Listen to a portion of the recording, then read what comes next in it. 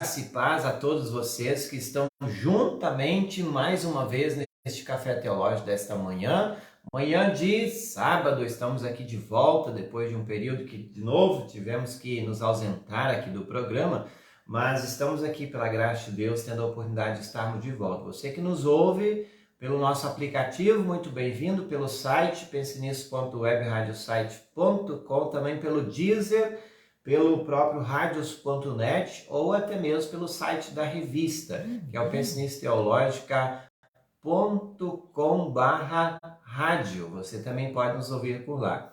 Bem-vindo a todos que estão sempre chegando. Café Teológico nesta manhã, dia 25 de março de 2023. Você que está chegando já vai deixando seu comentário aí, e para que mais pessoas possam também chegar conosco. Natália Martim Gomes dizendo: bom dia, pastor, assistindo de Tramandaí, abraços.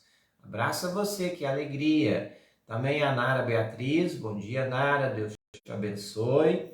Estamos juntos mais uma vez, né? A nossa presidente do distrito de Camp, Anderson Dayana Dravans, bom dia também, bom dia, meus queridos. Estamos para continuar estudando Efésios. Então você já pega a sua Bíblia em Efésios e vamos abrindo aí. Efésios é um grande livro. Hoje vamos falar de um tema muito importante, de uma transformação que houve na nossa vida, da morte para a vida, que houve na vida de todo aquele que crê. E ao mesmo tempo vamos falar um pouco sobre igualdade. Não pode haver desigualdade na fé cristã. E você fica comigo aí que vamos crescer junto neste conhecimento. Então vai abrindo aí já Efésios capítulos 2. Queremos hoje passar todo o capítulo 2. Para você jovem que está chegando aí também neste momento, muito bom tê-lo, seja agora ou seja na reprise. Não deixe de estudar. Conhecimento é poder. Quanto mais você o tem, mais poderoso você será. É isso aí. Conhecimento na palavra de Deus, melhor ainda. Então, junte-se a nós. Rogério Soares, um abraço, Rogério. Deus abençoe. Acredito que esteja assistindo lá do seminário. E eu já vou convidando você para que você que está conosco já também compartilhe com os seus. Compartilhe para que mais pessoas possam também estar junto conosco e com certeza fazer o seguinte: mais pessoas crescendo conosco no conhecimento da palavra de Deus. Nós estamos aqui também lembrando que o Café Teológico tem oferecimento do Café KG. E eu tenho aqui mais uma vez a grande novidade do Café KG, que agora temos aí a oportunidade de você adquirir o café em grãos. Olha que bacana, ele é apenas torrado em grãos. Você tem a oportunidade de adquirir também conosco. Entre em contato no WhatsApp 53999014822 ou até mesmo na loja da Pensionisto, logo mais vai estar disponível lá, que é o pensinistoteologica.com/loja para você. Experimente o café que você vai se comprovar que é uma maravilha. Por quê? Eu sempre digo assim, coisa boa a gente tem que divulgar, coisa boa a gente tem que apreciar e até mesmo usufruir disso. Então, experimente.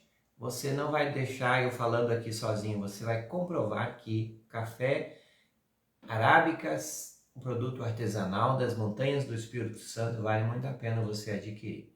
Então fica aí um incentivo para você mais uma vez também adquirir conosco. Isso aí, já compartilhou a live de hoje? Você já compartilhou? Ainda não? Por que não? Então nós precisamos mais uma vez dar uma esperada para que você também compartilhe. Enquanto isso eu vou abrindo já a minha Bíblia aqui, compartilhe o seu. E nós queremos hoje então no nosso Efésios, texto de Efésios, capítulos 2. Vamos lá, muito bem. Abrindo a Bíblia, seguindo aqui na NTLH mais uma vez. A NTLH traz o título do capítulo 2, são 2 títulos, da morte para a vida, bem como também unidos por meio de Cristo. Vamos lá então, acompanhe sua Bíblia. Antigamente, por terem desobedecido a Deus e por terem cometido pecados, vocês estavam espiritualmente mortos. Para quem, de novo, Paulo está escrevendo? vale lembrar que ele escreve para uma igreja. Esta igreja, ela já estava na fé. A maioria destes que pertenciam à congregação lá em Éfeso eram pessoas que tinham vindo da religião judaica. Eles vieram a crer em Jesus e constituíram então esta congregação. Por isso que no capítulo 2, Paulo aos Efésios vai dizer antigamente, ou seja, o que vocês eram antes de estar com Cristo. O que vocês eram antes? Olha que interessante. Por terem desobedecido a Deus, e essa consequência vem desde Adão e Eva, a desobediência de um casal, de Adão e Eva, passou a ser sua e minha, e isso faz com que nós todos nos tornamos culpados da desobediência de Adão e Eva.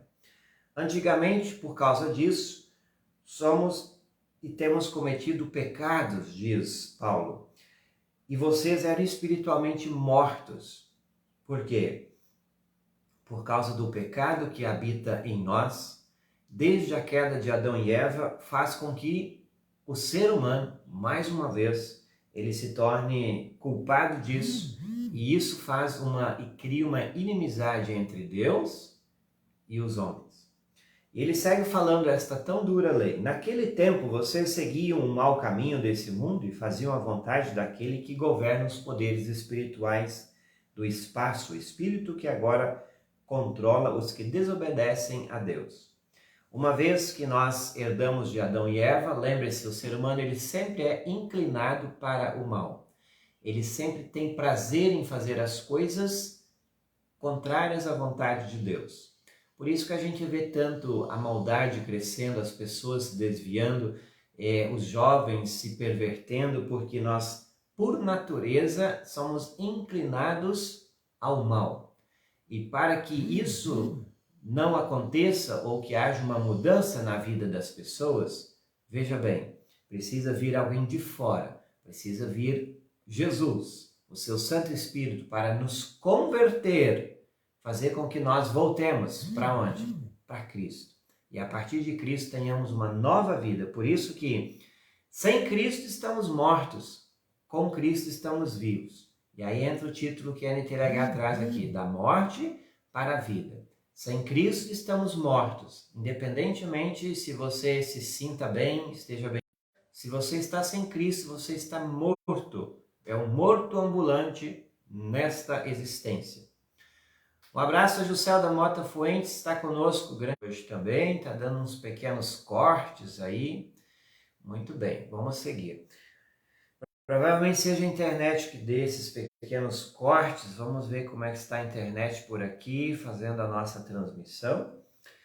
A princípio está tudo bem. Vamos lá. Versículo 3. De fato, todos nós éramos como eles e vivíamos de acordo com a nossa natureza, fazendo o que o nosso corpo e a nossa mente queriam. Seja inclinados para o mal, a tendência é fazer aquilo que a nossa vontade quer. E lembre-se bem, a vontade humana nem sempre é boa. A vontade humana, ela tem um problema muito sério. Porque quando nós queremos ouvir o nosso coração é corrompido, ele é mau, são contrários à vontade de Deus. Fazendo o que o nosso corpo e a nossa mente queriam, assim porque somos seres humanos. Isso, voltando mais uma vez, uns pequenos cortes aí. Elda Dário Cruchat está conosco. Vamos seguindo então, versículo 4. Nós também estávamos destinados a sofrer o castigo de Deus. Este é o versículo 3 ainda, que a consequência é uma só. A consequência que é de que se tem desobediência, tem castigo. E se tem castigo, tem condenação. Estávamos destinados a sofrer o castigo de Deus. Veja no versículo 4, que faz uma inversão daquilo que aconteceu. Por isso que, novamente, eu lembro a você, você passou da morte para a vida. Se você agora tem vida por meio de Cristo, você é chamado a viver em novidade de vida, porque você não mais está morto, você está vivo. Quando isso aconteceu? Isso aconteceu desde o dia em que você foi batizado e começou uma nova vida e sem dúvida o velho homem ele vai te tentar ainda fazer muitas coisas contrárias àquilo que Deus quer. Vai fazer com que você também tenha pensamentos, desejos e até mesmo cometa coisas que esteja contrário àquilo que Deus deseja. Mas veja bem, existe uma luta a ser travada diariamente em nós entre o novo e o velho homem. E essa se dá até o dia da nossa morte, a nossa partida desta existência. Por isso que é importante que todos nós, uma vez estando em Cristo e fortalecendo esta fé, não é simplesmente nós que vamos lutar. Por que não é simplesmente nós? É Deus em Cristo que luta por nós e em nós. No versículo 4, ele começa a explicar, Paulo, o que aconteceu para que nós pudéssemos sair do estado de morte. Mas a misericórdia de Deus é muito grande, diz. E o seu amor por nós é tanto que quando estávamos espiritualmente mortos, ou seja, quando um morto está morto, ele pode fazer alguma coisa? Não. Você pode chegar diante de um morto e fazer o quê? Você pode gritar, você pode espernear, você pode fazer o que você quiser. Você pode chorar, você pode querer entregar a sua vida em favor daquele. Não vai resolver. Então imagine você. Você estava morto, eu também. Nós estávamos mortos. Paulo vai falar, antigamente, por terem desobedecido a Deus, herança de Adão e Eva, nós estávamos mortos. E a inclinação era para o mal. As coisas que fazíamos era para o mal. E o castigo de Deus estava para vir. Ou seja, o castigo é aquele. No dia em que você comeres do fruto proibido, certamente você morrerá. E que morte é essa? Não é essa morte que as pessoas passam e nós vamos passar um dia. É a morte eterna. O castigo de Deus é esse, é a separação total de Deus dos seres humanos. Agora, o outro lado da moeda é o seguinte. A misericórdia de Deus foi tanto. Estando nós ainda totalmente mortos por causa da desobediência, diz Paulo, ele nos trouxe para a vida por meio da união com Cristo Jesus. Então, aquilo que eu falei antes, sem Cristo você está morto, com Cristo você está vivo. E ele diz ainda o restante do versículo, pela graça de Deus vocês são salvos. E esse capítulo 2 de Efésios, ele é muito bonito com respeito a esse tema. Vai falar assim que a graça de Deus, ela é tão grande, que ela foi aonde nós estávamos. Ela foi na nossa morte. Foi lá no fundo. Foi lá buscar os mortos, porque o morto não pode fazer nada por si mesmo. Se não for alguém, e esse é Deus, que tivesse vindo pela sua misericórdia, ou seja, ele teve compaixão de nós, ele desceu para nos resgatar. Então, por isso, a graça de Deus é isso. Deus mostrou o seu amor. Aonde? Na cruz. Deus pisou nessa terra em Jesus, viveu os seus 33 anos, morreu por nós. E lá está a graça de Deus. O castigo que estávamos para receber e merecer, por causa da desobediência de um homem, foi transferido para Jesus. E Jesus morreu a morte por nós. E isso que está. Então, a graça de Deus, vocês são salvos. É um presente. Deus veio resgatar os mortos, mas isso teve um preço. Alguém morreu por você. E aí está a grandiosidade da graça de Deus. Maria Andréa Soares, bom dia, Maria. Deus abençoe você e sua família. Também de Krause Schwartz está conosco. Bom dia. Faz oração ao meu filho. G vai fazer uma cirurgia, né? Seria isso? Uma cirurgia essa semana. Muito bem, vamos orar sim, vamos incluí-la em nossas orações particulares. Versículo 6, você que chegou agora, estamos em Efésios, capítulos 2, versículos 6 em diante, até o versículo 10. Acompanhe na sua Bíblia.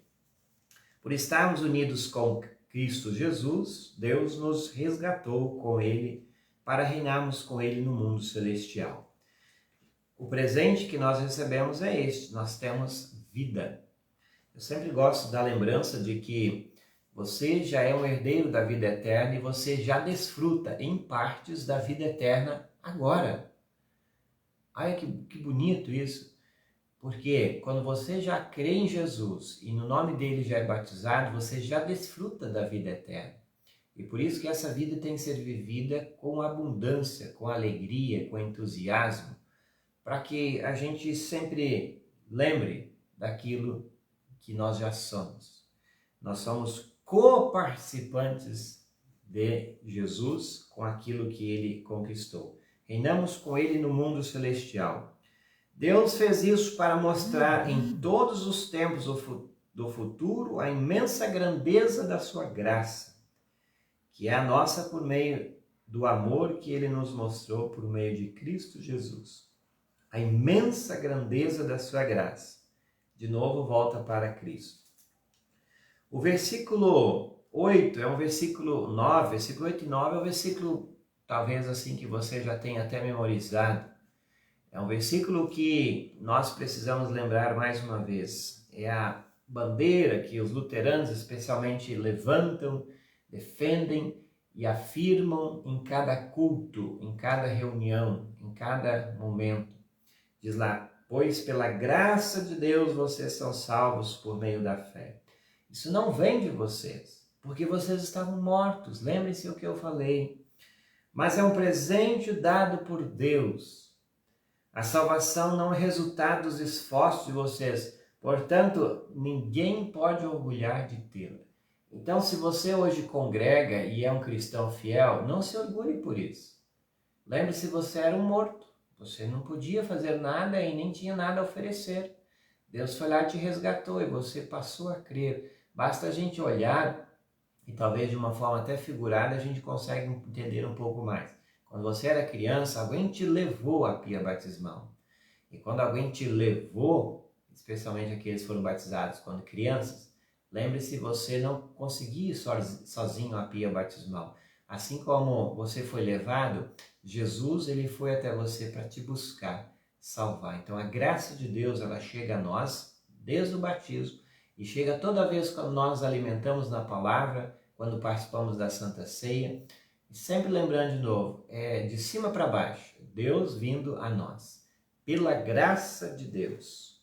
Então essa graça de Deus vocês são salvos e ela é um presente. Presente não se paga e nem se pergunta quanto custou. Mas é um presente tão bom, que nos faz até mesmo pensar um pouco, ou repensar na nossa vida, e tentar dedicar essa vida que foi comprada de volta para Deus, para que possamos juntos fazer o seguinte, para que possamos juntos fazer com que essa vida seja um hino de louvor àquele que comprou de volta a sua e a minha vida.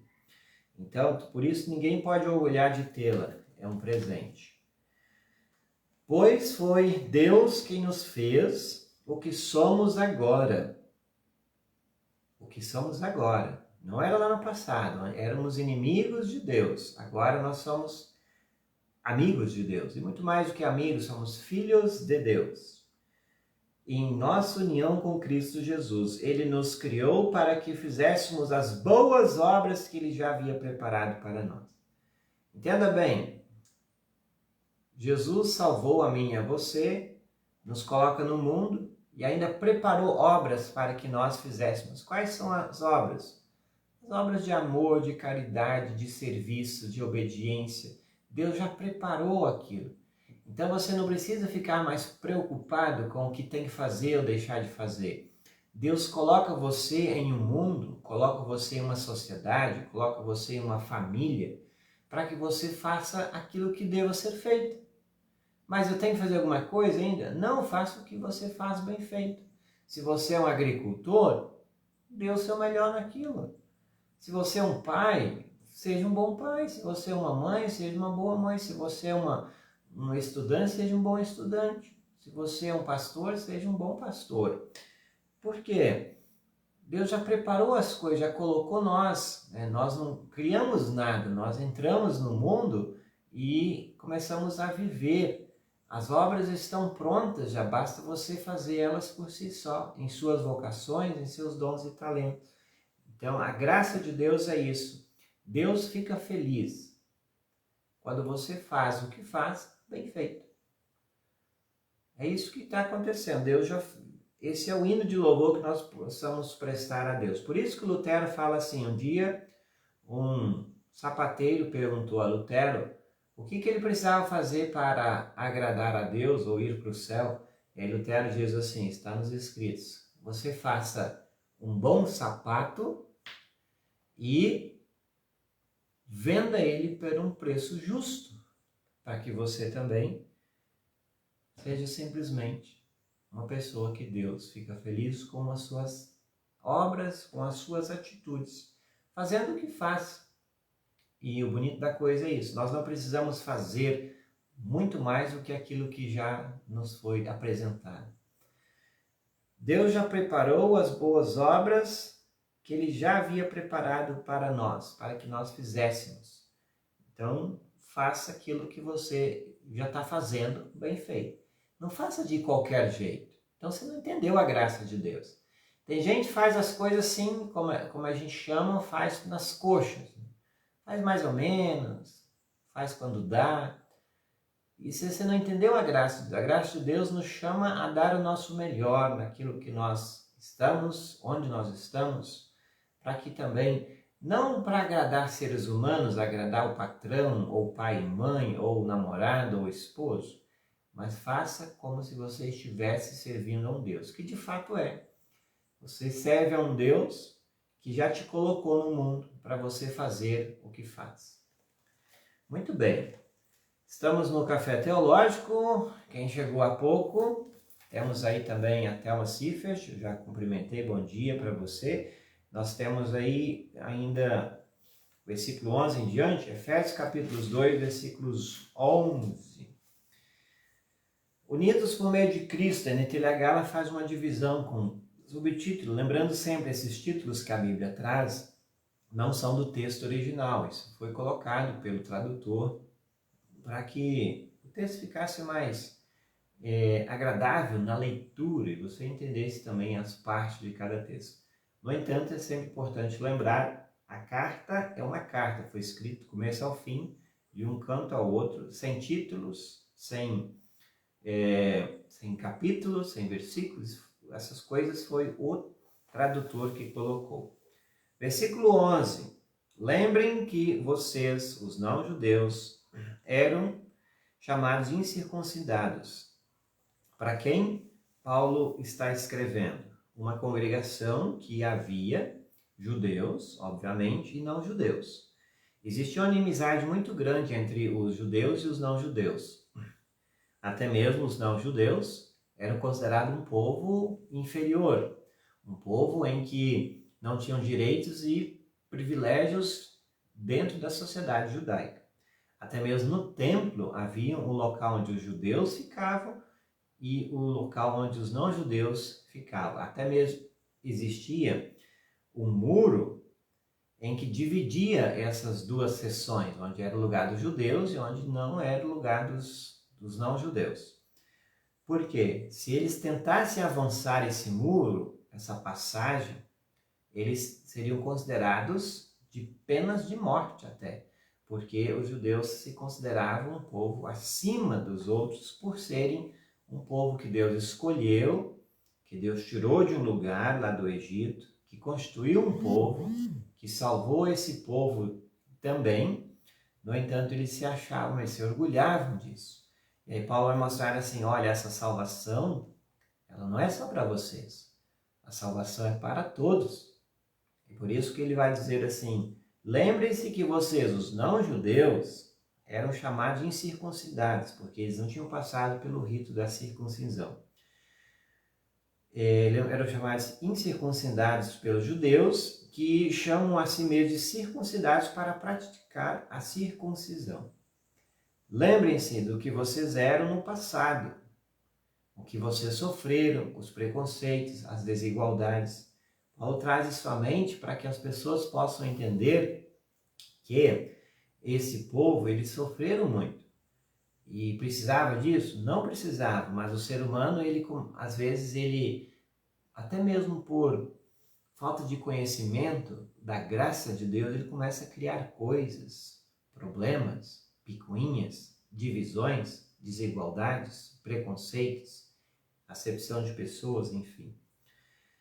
Naquele tempo, Paulo diz, vocês eram separados de Cristo, eram estrangeiros e não pertenciam ao povo escolhido de Deus. Não tinham parte nas suas alianças que eram baseadas nas promessas de Deus para o seu povo. E nesse mundo viviam sem esperança e sem Deus. Um povo, poderia dizer assim, isolado, abandonado, porque eles não conheciam a graça de Deus. Mas agora, ele diz no versículo 13, unidos com Cristo Jesus, vocês, que estavam longe de Deus, foram trazidos, veja de novo, estavam mortos, foi trazido. O morto não faz nada, ele é resgatado e é dado a ele nova vida. Para que nova vida seja dada a ele, alguém com vida tem que fazer isso, e esse é Jesus. Trazidos para dentro, perto dele, pela morte de Cristo na cruz. Então, Cristo, ele morreu por todos. Não foi só pelos judeus, nem pelos não-judeus. Não foi só para os americanos, nem para os europeus. Morreu por todos. Então, todos são aceitos em sua graça. A graça de Deus chega até nós. Como é que isso acontece? Temos lá, então, o versículo 14. Pois foi Cristo quem nos trouxe a paz, tornando os judeus e os não-judeus um só povo. Não tem mais divisões. Então, para com divisão, para com preconceito, para com segregação social. Em Cristo somos um só. Isso é muito importante a gente lembrar. Seja você lá quem for, seja lá onde você estiver, ou que situação social você enfrenta. Por meio do sacrifício do seu corpo, Jesus Cristo, ele derrubou o muro de inimizade que separava os judeus dos não-judeus. Que muro é este? Era um muro que antes eu falei, no templo judaico havia um muro que separava a ala dos judeus e a ala dos não-judeus. Esse muro que dividia o povo foi derrubado pelo sacrifício de Cristo, para que não houvesse isso mais. Ele acabou com a lei, juntamente com os mandamentos e regulamentos que foram criados a partir do sistema judaico. E dos dois povos formou um só povo, novo e unido com ele. Então existe uma igualdade entre os dois. Povos que se dividiam. Então, se hoje ainda nós fazemos divisões dentro da igreja, lembrem-se disso. Cuidado, você voltou, regrediu ao ponto de estar na mente ou agindo como um judeu. Nós somos um povo só, unidos com Jesus, e é por meio desta união que nós nos tornamos aceitos por Deus. Foi assim que ele trouxe a paz. Pela sua morte na cruz, Cristo destruiu a inimizade que havia entre os dois povos. Por meio da cruz, ele os uniu em um só corpo e os levou de volta para Deus. Essa unidade em um só corpo.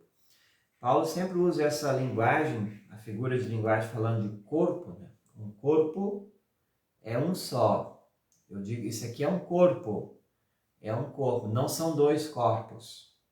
Lembrem-se disso. Um corpo, ele trabalha em unidade. Se nós começarmos a estudar fisiologia e até mesmo um pouco da biologia, você vai entender que o nosso corpo, ele trabalha de uma forma tão igualitária, tão unida, que todos os órgãos estão interligados. Por isso que quando uma pessoa está doente, talvez está com uma doença, seja lá em qual órgão for, começa a sobrecarregar os demais órgãos e eles começam a sofrer com isso, ao ponto de dar, muitas vezes, aparece lá no laudo, certidão de óbito, falência múltipla dos órgãos, porque um corpo ele está unido, ele está tão unido que ele trabalha em consonância, em igualdade, unidade, para que mantenha esse corpo vivo. E aqui fala de corpo, uniu em um só corpo. Que corpo é esse? Nós chamamos também o corpo de Cristo, que Cristo é o cabeça e nós, a Igreja do Senhor, são os demais órgãos do corpo. Estamos unidos e assim como um corpo trabalha numa unidade, assim nós e Cristo precisamos estar unidos trabalhando em uma só causa. Eu volto ao tema que eu já falei várias vezes aqui. Quando tem inimizade, intrigas e problemas dentro de uma congregação, ela esqueceu daquilo que ela é. Ela esqueceu de que ela é corpo de Cristo. Um corpo tem que estar bem, todos trabalhando junto e fiéis. E assim vai até quando Jesus voltar. Infelizmente, o pecado ainda causa muito mal-estar dentro de nossas congregações. Mas lembrem-se, volta sempre para o cabeça. O cabeça, ele guia o corpo. E o cabeça é Jesus. Ele levou-os de volta para Deus, diz no versículo 16. Assim, Cristo veio e anunciou a todos a boa notícia da paz. Seria o Evangelho. Jesus mostrou a boa notícia. Boa notícia é a tradução da palavra Evangelho, no grego, Evangelion.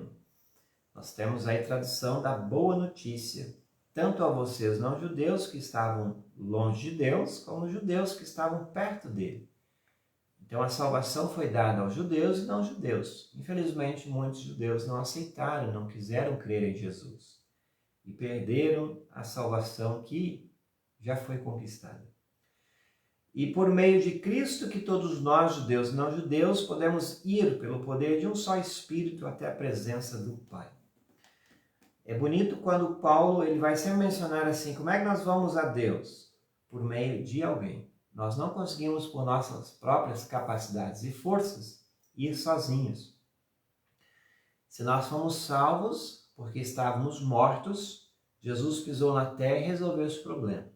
Agora, para que nós possamos ir até Deus, o Espírito Santo que nos foi dado no dia de Pentecostes, ele pega na nossa mão, ele nos guia nessa jornada por meio da palavra. Por isso tem que ouvir a palavra sempre. Essa palavra é poderosa porque é o agir do Espírito Santo.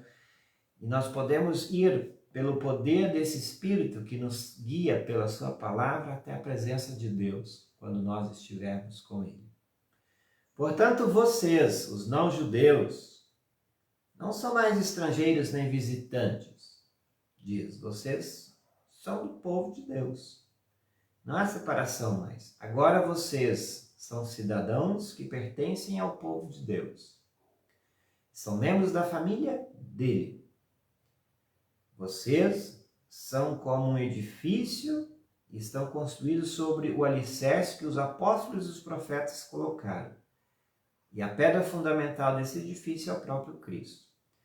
Também Paulo vai usar não somente aqui, mas a figura de linguagem do edifício. O edifício, para estar bom, fundamentado, ele tem que ter o quê? Ele tem que ter um bom alicerce. Um edifício, quando é construído, se ele tiver um bom alicerce, com o tempo vai ruir, vai trincar as paredes, vai cair.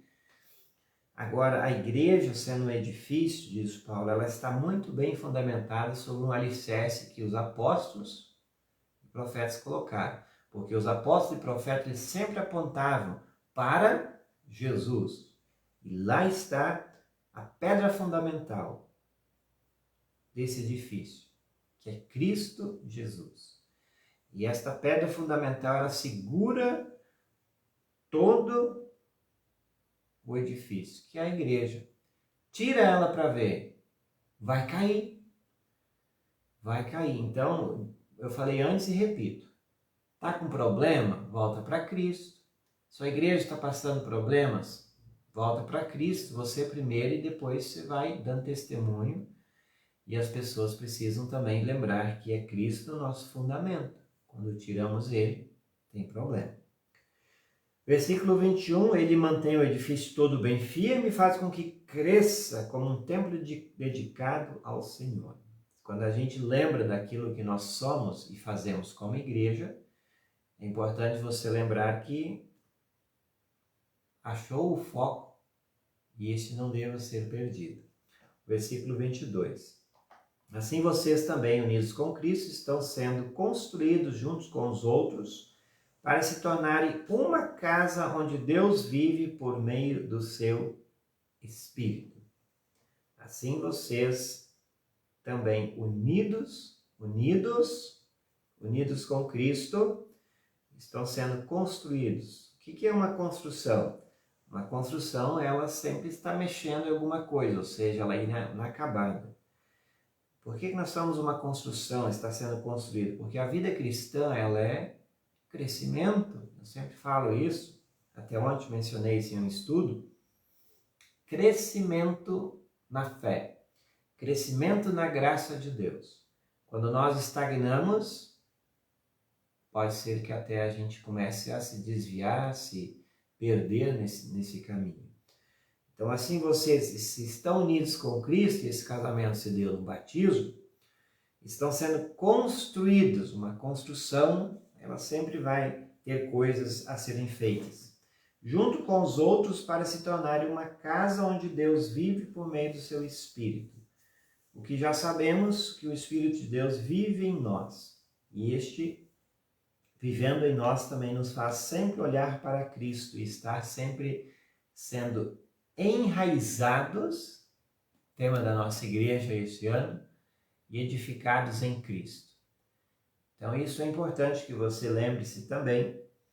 Todos nós, juntos com os irmãos, precisamos crescer na graça desse Deus, conhecê-lo melhor para ficarmos firmes até o final. Este é o capítulo 2 de Efésios, que aqui mais uma vez trouxemos a você. São 22 versículos. Semana que vem traremos o capítulo 3. Você ficou com dúvida? Deixe nos comentários. Manda um zap para o número 53999-014822. Temos ouvintes em Porto Alegre nos ouvindo. Temos ouvintes em Pelotas pela nossa web rádio nos ouvindo também. Isso nos deixa feliz. A capital gaúcha também recebendo aí a transmissão. Muito bem, Deus abençoe grandemente você. Eu digo de novo, siga lendo o texto, lendo e relendo. A palavra de Deus sempre é nova e traz sempre uma maravilhosa notícia para todos nós. E a você que ficou comigo, agradeço muito a sua audiência, agradeço muito você que sempre está conosco e permaneça com a nossa programação. Vem aí o musical da Pense Nisso, e também logo às 11 tem o culto doméstico com o pastor Elton Zarnot para você. Seguindo com a programação, depois à noite tem o Arno Stur trazendo para você mais uma vez o programa Imaluster às 18h06. Vamos juntos, trazendo sempre excelente conteúdo para você ouvir e acompanhar em nossa web rádio. Se você ainda não baixou o aplicativo, baixe e esteja sempre conosco também. Café Teológico, como eu disse, tem oferecimento do Café KG. Você ainda não experimentou? Experimente. Agora a novidade é que também vem o café em grãos. Você pode moer, você tem aí a máquina em casa, ou até mesmo pode já adquirir o café,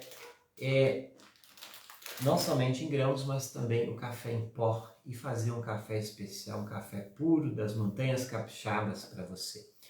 Eu fico por aqui, fiquem todos na paz, não se esqueça. Compartilhe com seus jovens, com a sua igreja, com seus amigos. Isso é testemunho, isso é missão. Deus chama você e a mim para fazer esta missão. Grande abraço, fiquem todos na paz, um feliz sábado a todos vocês.